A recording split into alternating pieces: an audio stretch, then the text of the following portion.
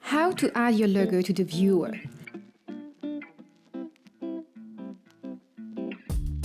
Step 1. If you are a premium or platinum user, go to your publication settings.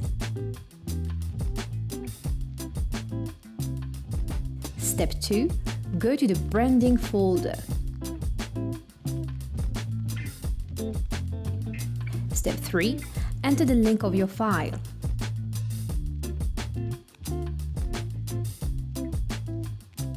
Step 4.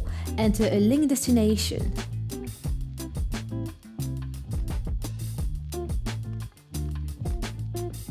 Last step, click on Publish.